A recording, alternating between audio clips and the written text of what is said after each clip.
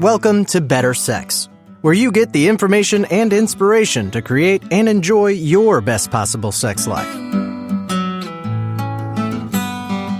Join your host, sex therapist Jessa Zimmerman, as she brings you expert guests, helpful tips, knowledge, and strategies to improve your intimate relationships.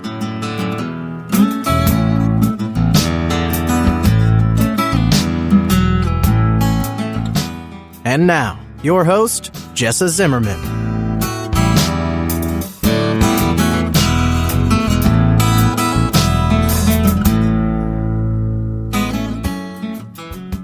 Hey, it's Jessa. Welcome back to another episode of the Better Sex Podcast. So glad you're here. I really am grateful for all of you who are listening, and I hope that you are getting value out of the show. I'm trying to come up with really interesting topics and helpful topics and things that are, things that address things that are super common, but also episodes that are about things that are really rare, but important to know about, should you ever be one of the people that needs the information, right? So today, I'm sort of revisiting a topic that I have touched on with some other guests. This one puts it together a little bit differently. We are talking about sexual shame, sex negativity, how that means you get kind of stuck in your head and perhaps lose desire and really limit pleasure in sex. So my guest today is Lacey Broussard, and she is a sexual coach who really helps women who are feeling no desire, who have been shut down by shame and negativity, to really reclaim their sexuality, to recreate their narratives, to get in touch with their body, to get out of their head and really experience, what she would describe as sort of infinite levels of pleasure, more and more pleasure, more than they possibly thought they could have. So I think you're going to take something useful from the episode, no matter where you are in the sex negativity continuum, because all of us have some things that we could let go. So hope you find it useful and enjoy it.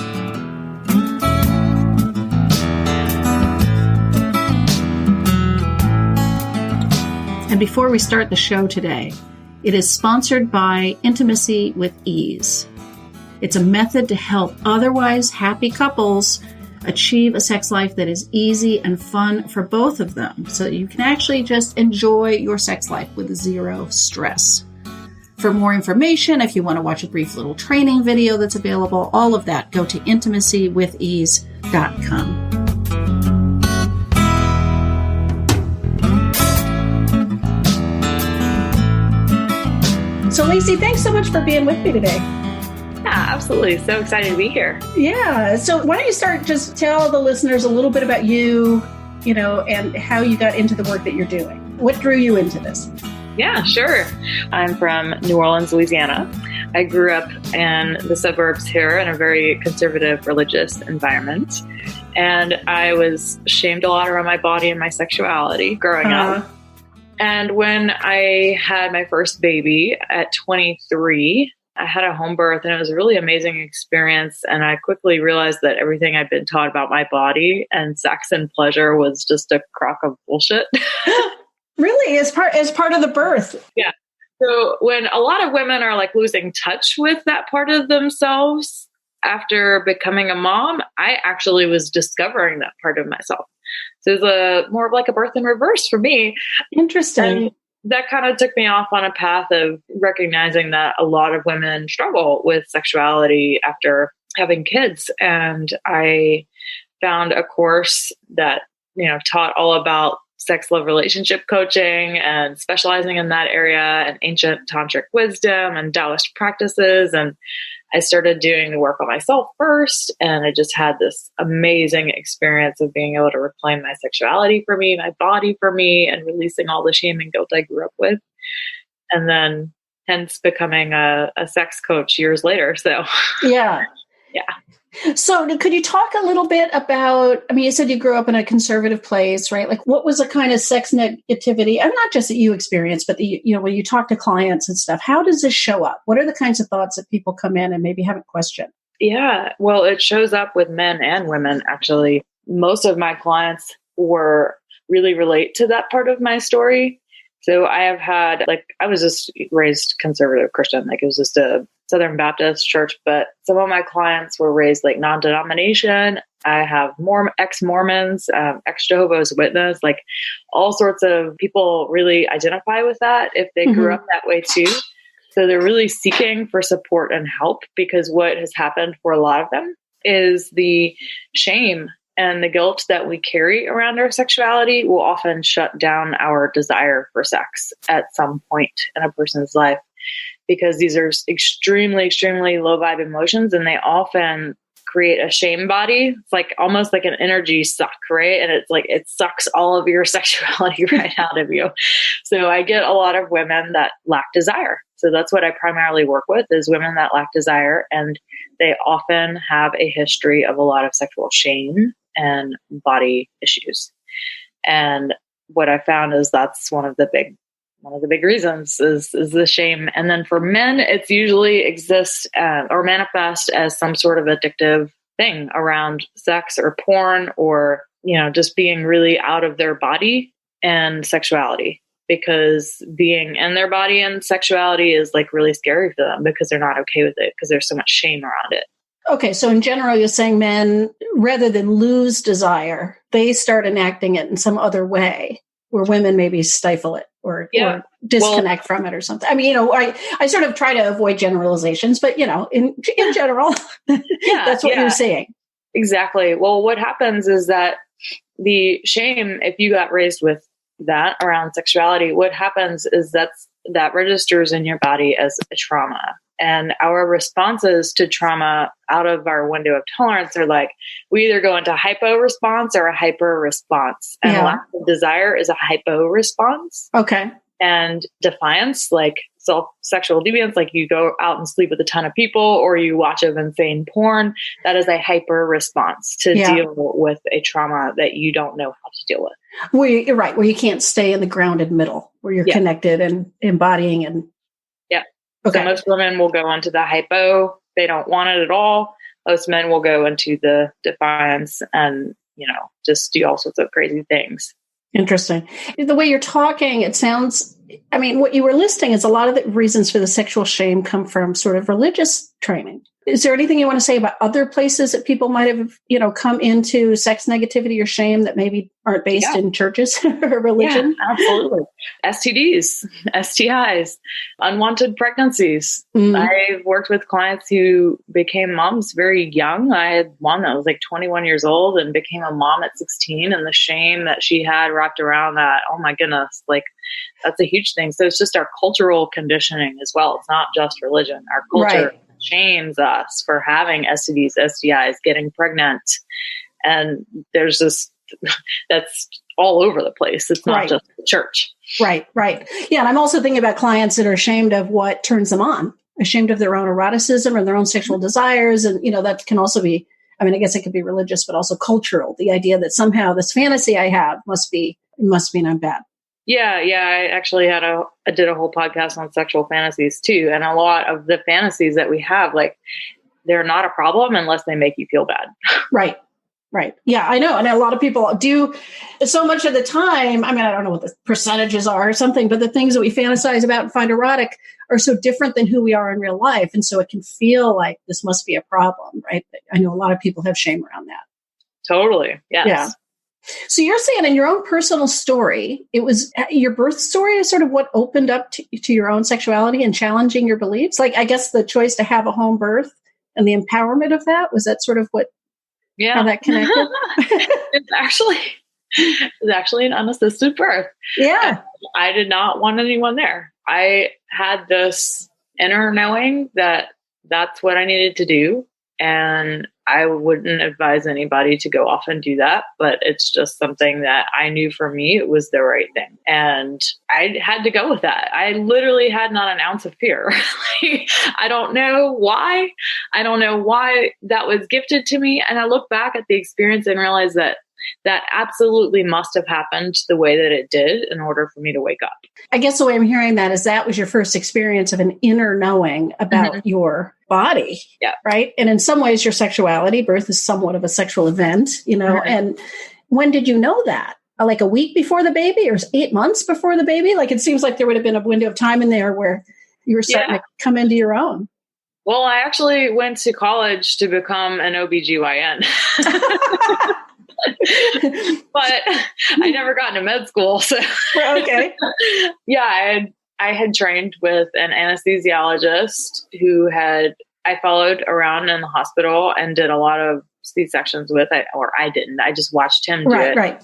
Administer the drugs in a C-section. And I watched all of these women give birth and they were so out of it. And I was like, well, if I ever get pregnant, I want nothing of this sort of experience, and nothing against C-sections at all. Like, they totally save lives. It's great. Right. But for me, I was just like, okay, if there were any way that I could avoid that happening to me, I would like that. Yes, please. I didn't want that kind of experience. So when I got pregnant, I did some childbirth ed classes and was just like, I feel that my body absolutely knows how to do this. And I just know that I don't need anyone there. Like, this experience I knew it would change my life. And I knew that's how I had to do it. And I can't explain how I knew that, except I just did. That there was literally not an ounce of fear. Everyone was like, well, weren't you afraid? I'm like, no, I wasn't. Right. I wasn't afraid. Okay. But that makes me think you had 7 or 8 months of this knowing. Did that even across all those months before the baby came, did that start to change your sex life? How did that start to affect the shame and the negativity that you had until then? So it started with the body and trusting my body that it knew what it was doing and that it wasn't inherently wrong or bad. And even though I'm a tall, skinny, strawberry blonde person, I had some mega body issues. I mean, I look back at pictures at the time and I'm like, what was I thinking? Like, almost like body distortion or whatever. I felt bigger and fatter than I was, and I'm not at all, it's just like the way that I viewed myself was so off. And wow. So coming back to, right mind around my body was the first thing. And then it took several years before I found the jade egg practice. So that's an ancient Taoist practice that I teach all my female clients, where you take an egg-shaped stone made out of 100% knee-fried jade, and you use it internally, and you do different squeezes and releases and breathwork practices with it. And it's basically like yoga for your vagina. Okay. And it has the benefit of just really connecting you to your body, to paying attention to what's down there, to increase the sensitivity, and helping you to become more connected to your pussy. And that's what I was so disconnected from. I think that was probably like 5 years after my first baby was born that I found that practice. And that was the practice that helped me release all of my sexual shame and guilt. Because I'd heard that's like one thing that people had experienced around doing a jade egg practice. And I was like, oh my God, yes, please. Like, I need to not feel shame around my sexuality, because I felt so closed off. Like, I couldn't express myself sexually. I had fine orgasms and never had a problem with desire. Like, my orgasms were fine. And I didn't really think anything was wrong, but I just felt kind of shut down. Like if we tried a new position that was different, like, I would freak out a little bit. Or, like if things got a little kinky or weird, I would feel so uncomfortable, so uncomfortable. I was like, I don't want to feel that way. And I knew it was because of shame and not being fully expressed in my sexuality. And then the jade egg practice, I did that after about 2 months. I woke up one day in that half awake, half asleep state. And I just felt all of that shame just leave. Wow. And I just never felt another ounce of sexual shame ever since that day. Do you feel like that's what happens with most of your clients too? That it's like all in a moment that it fades away? Or do some people have a more gradual, like, oh wait, now that I look, it's gone?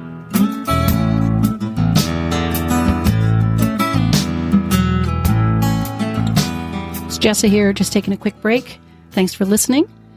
Are you interested in being a guest on the show?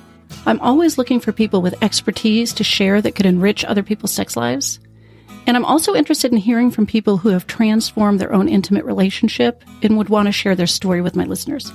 So if you've got something to contribute to the discussion and want to see about being featured on an upcoming episode, please visit our website, bettersexpodcast.com, and check out the Be a Guest details. You'll find everything you need there.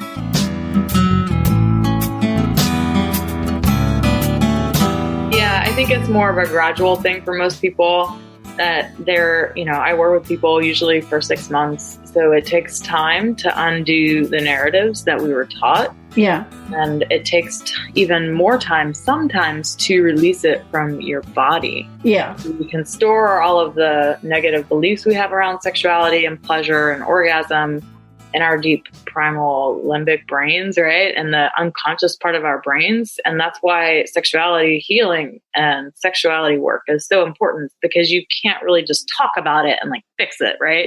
Right. Like when people go to counselors for problems in their marriage, but when it's really centered around sex in their marriage, it doesn't really work because they're only addressing it on a thinking level, which isn't where sexuality problems stem from. Right. I mean, I tell my clients that all the time, right? It's not going to change sitting in here on the couch talking to me. No. That insight can be useful, but you guys have to go home and have different experiences, right? Change is only going to happen through experience. Yeah. And working on your body as well, because your body is like a sponge and it holds on to all of those beliefs. So you got to get rid of that. Right. So how do you approach getting out of your head, getting away from those sex negative thoughts and spirals? And what are some of the techniques that you work with clients? Yeah. That you use? Well, I like to start out with helping them release it without having to know the story behind it all, right? Because like I said, when it comes to sexual healing, and it might sound a little taboo to say that word, but when it comes to sexual healing, it's you don't need to understand or to go and dig into the past and all of the junk around past to heal it. All you need to do is to feel it. Mm-hmm. What I teach them right off the bat is transformational breath work. And it's also a gentle trauma release method to release the tension and the trauma in their body, to just feel the stuckness in their body. So if I can get them into feeling how stuck they are, and then just teach them the breathwork practice to release that stuckness, it generally blows them open. And then from there, I'll take it to more of a cortical level. So I have them rewrite their sexual narrative. So I just say, okay, if you were raised in the most sex positive environment ever, with just parents that completely celebrated your sexuality, that taught you that the more sexual you are, the more orgasms you had, the closer you'd be to God. If that were the case, what would your new narrative be? And I have them write it out and then record it as a meditation. And I make them listen to it for 10 days in a row. Huh. Do you get resistance to that? Oh, yeah. It's really challenging for most people to even think about what it would be like to have been raised in a sex positive environment, because they don't know what they don't know, right? I'm sure they. Yeah. Well, by the time they work with me, they know that there's something more, but they're not. Yeah. What it is, but they're like, wait, that girl got something. I don't know what she got. So they know there's more, but yeah, it's often a little intangible until I make them sit down and think about it. Yeah. So I give them a list of all different aspects of their sexuality to think about. Like what? What it means to have orgasms. What would you have been taught about orgasms? What would you have been taught about your gender identity and your sexuality? Because maybe I've had one that was so repressed from religion that she was actually a lesbian and married to a man, and she could not admit to that until years and years later. What is it that you would have been taught about menstruation, about birth, about menopause? What would you have been taught about men and pleasure if you had been raised in a sex positive? Yeah. Masturbation, right? What would you have been taught about self-pleasure? And self-pleasure is a big one, because most of us got shamed really, really early on if we touched ourselves as little kids, or if we were caught in a tub touching ourselves. That's such a common story I hear. It's almost happened to everyone I've worked with, where they remember at some point being shamed for touching themselves. Yeah. So rewriting that narrative is a huge piece to it. And does that usually happen over the course of weeks or months? I mean, I can't imagine in between two different visits, they've got that whole thing sort of reimagined. That seems to me like that would be quite a process. Right. No. Well, obviously we work with other things. We work with inner child dynamics. So what did your inner child get taught about sex, orgasm, pleasure, all of that? And inner child is gosh, man, that is running your relationship. If you have not done trauma release work or worked on your inner child extensively, I guarantee you your inner child is showing up in your relationship. And it's probably one of the biggest reasons why you're not happy in your relationship. So doing inner child dynamics and working to meet the inner child's needs so that it stops showing up and being triggered all of the time by your partner. You know, that conversation you get in with your partner every single time, that conversation, promise you that's because there's some inner child piece inside of you that didn't get its needs met and is being triggered by your partner like crazy. And your inner child is like, love me, I need attention. So that's a big piece. And then our mother-father dynamics is a really big piece, what we got taught from our parents, obviously. But instead of holding on to that, letting go of that, like we're all adults now. We get to choose what we believe.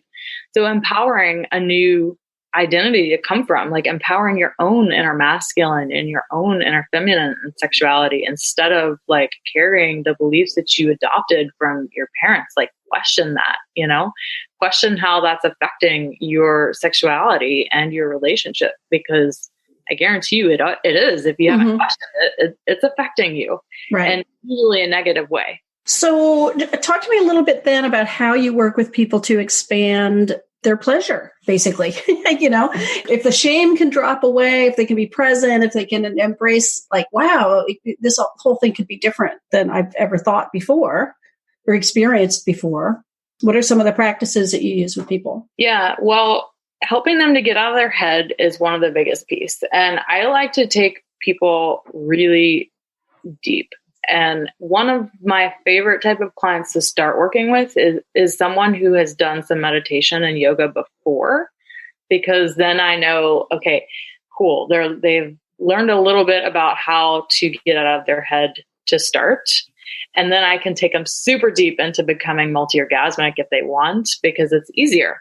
But sometimes I get clients that are just so in their head all the time. The first thing I have to teach them is how to stop those thoughts and what to do. And well, I say stop the thoughts. It's not about stopping the thoughts. It's just about noticing them and becoming okay with them. So one of the ways that I do that is with the jade egg practice, because it's giving them an actual practice to do. And I'm giving their mind a job. So it's not just like sitting there being like, okay, I'm on my to-do list while I'm doing this practice. And yes, some of that happens while even when they're doing the jade egg practices. But that practice, I'm giving them their mind the job of following pleasure. So they're constantly asking, where's the pleasure at? Where is the pleasure at? If I squeeze this way, if I squeeze that way, there's 16 muscle groups in your pelvic floor. Like we only think of the pelvic floor and what we can experience orgasm wise is just like a clitoral orgasm and a Kegel exercise. There is so much more to feel down there. It is not even funny. There's so many more orgasms that you can have than just a clitoral orgasm. So just touching yourself, taking the time every day, give them tons of tools and meditations and jade egg practices, breathwork practices, and guided self-pleasure practices to do so they get in a daily habit of coming back to the body, getting out of their head. They're rewarded all day for being in their head at their job. It's like, no, okay, cool. You can be in your head there, but we got to teach you how to switch gears, because you can't drop, being the super powered woman and, at work and then come home and all of a sudden feel like you can be this sexy, sensual goddess again and have sex with your husband without like some sort of transition. So the practices that I give them are meant to help them get in the habit of making that transition every single day, from being all up in their head all day to, okay, what's it like to just let myself feel? What's it like to like come back to my body and just be in my body? So it happens over time. I don't work with people who want quick fixes, because you don't get one in sexuality work. You gotta put in the time, baby. Right. Well, especially when the stuff builds up for so long, the history's so long, it takes a while to get there. So, and you said you work with a lot of people around 6 months, something like that. What's the sign that they're done with the work with you? Like, When do they graduate or realize, wait, I got it from here? Well, most of them get their original goals. So we work around goals of working together. What do they want in the 6 months that we have to work together? Most of them get it before we're done. But what I always tell them is like, it's usually around week 6, 7, the 6th or 7th session that we're doing where they're starting to have the breakthroughs. And then, it's a 12 session program. So they're a little bit about halfway. And then it's getting them to a place of empowerment. So we've got to break through all of the junk and feel all of the junk, right? And then it's like, and you can heal all of this in pleasure. It doesn't have to suck either. Mm-hmm. This is what I like to tell my clients. Like, it doesn't have some awful, grueling process. Like, I'm not, like, it's actually going to be fun. Come on, I'm giving you homework for homework. It's not the worst homework in the world, right? Yeah. It's not that bad. But yeah, usually around halfway through, they're experiencing huge shifts and breakthroughs, and they have gotten to a place of empowerment, usually around week 8, 9, 10. And then by then, I'm just teaching them the next level of it. Okay. Mm-hmm. There's always more pleasure. Pleasure is literally infinite in your body. Your body's capacity for pleasure is very limited because how often do you go around asking yourself, what should I do today that feels really good? And then just do it. Like never, because obligation, because kids, because money, because family, because work, like we have all those things, but there's always another level that you can go to expand your pleasure capacity. So if I can get someone from not wanting to have sex at all to being on the brink of divorce because she hasn't had sex with her husband in a year, to actually having sex regularly at least once a month, then that's a huge win for her. Right. And that's usually happening about halfway in. Yeah. And then just from there, it gets better and better and better. So opening her up to not just wanting sex, but to the ability to have more pleasure, to have different types of orgasm, to more intimately connect with their partner. So for my partner people, I'm always giving them communication and connection practices too. Yeah. So deepen their intimacy and connection, because that's the thing that turns women on the most anyway. Yeah. Yeah. So would you just say a little bit about where people can find you? If you've got, I don't know if you only work with people that are in New Orleans, with you, if you work remotely, but anyway, a little bit more about what you've got to offer and how they could get in touch. Yeah, no, I work with people all over the world, although I do have lots of local clients. I do have a lot of clients elsewhere. But yeah, my website is the multiorgasmicmama.com. It's spelled MAMA. And everything about my programs is on there. The applications to work with me is on there. Okay, I'll put that link in the show notes too so people can easily find it. Thank you so much for taking the time. Absolutely. Thanks for having me.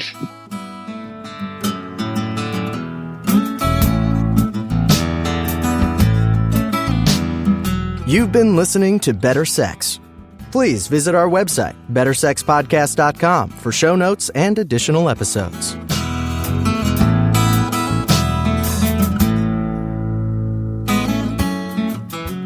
And that's a wrap for today. I really hope you enjoyed the episode. If you are enjoying the podcast, if some of this material resonates with you and you would like to make a difference and make sure that this keeps coming out in the world once a week, ongoing, there are a couple things you could do to show your appreciation. The first would be to go to iTunes and rate and review the show. That really helps us be found by new listeners when you review the show on iTunes. You can find a link at bettersexpodcast.com/iTunes. The other thing I want to invite you to consider is becoming a Patreon. For a small monthly pledge, you get some benefits. So for $2 a month, you get advance access to every single episode. For $5 a month, you get a chapter of my upcoming new book. And for $10 a month, I host quarterly get-to-know-you and question-and-answer chats over the web, and you get invited to that. I would love to have your membership in that, become part of the Better Sex family. You can find a link at bettersexpodcast.com/Patreon, which is Patreon. Again, thanks for listening. I'm glad you're here. Feel free to comment, ask questions, get in touch. I'd love to hear from listeners. Thanks.